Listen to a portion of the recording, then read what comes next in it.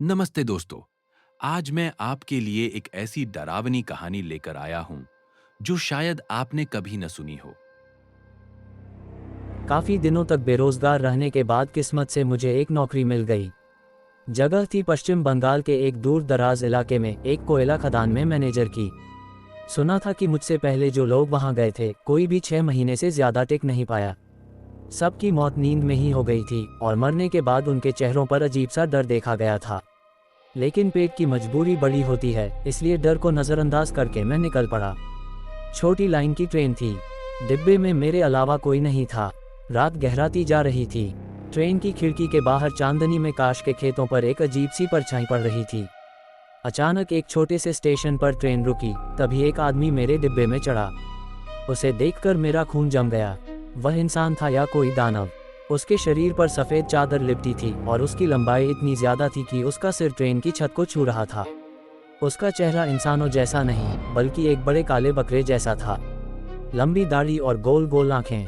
वह मेरे सामने वाली सीट पर बैठ गया। डर के मारे मेरी बोलने की ताकत खत्म हो गई।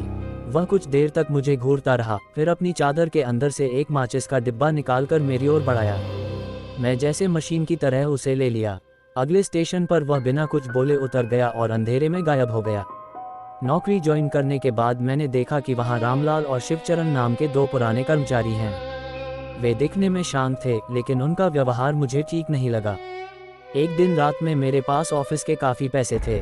उसी रात वह भयानक घटना घटी। आधी रात को अचानक मुझे लगा कि मेरा दम घुट रहा है। आंख खोलकर देखा तो अंधेरे में रामलाल मेरे सीने पर बैठा हुआ था और दोनों हाथों से मेरा गला दबा रहा था। उसकी आंखों में खून का नशा था। मैं अपनी जान बचाने की पूरी कोशिश कर रहा था, लेकिन उसकी ताकत के सामने मैं बेबस था। मेरी आंखों के सामने अंधेरा छाने लगा। तभी अचानक कमरे की खिड़की जोरदार आवाज़ के साथ टूट गई। वही ट्रेन वाला बकरे मुंह वाला लंबा रहस्यमय आदमी कमरे में दाखिल हुआ। उसने एक झटके में रामलाल को मेरे ऊपर से उठा लिया और आसानी से उसे खिड़की के बाहर फेंक दिया।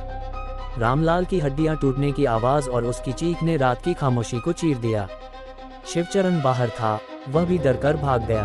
अगली सुबह मैंने देखा कि कमरे के फर्श पर वही माचिस का डिब्बा पड़ा था जो उसने मुझे ट्रेन में दिया था। वह आदमी कोई और नहीं बल्कि इस सुनसान इलाके का एक अलौकिक रक्षक था। वह दरअसल उन्हीं को मारता है जो बेईमान होते हैं और मेरे जैसे ईमानदार लोगों की रक्षा करता है। मैंने खिड़की की ओर देखा और उस अदृश्य शक्ति को हाथ जोड़कर प्रणाम किया। अगर आपको ये कहानी पसंद आई हो, तो वीडियो को लाइक करें और ऐसी ही और कहानियों के लिए चैनल को सब्सक्राइब करें।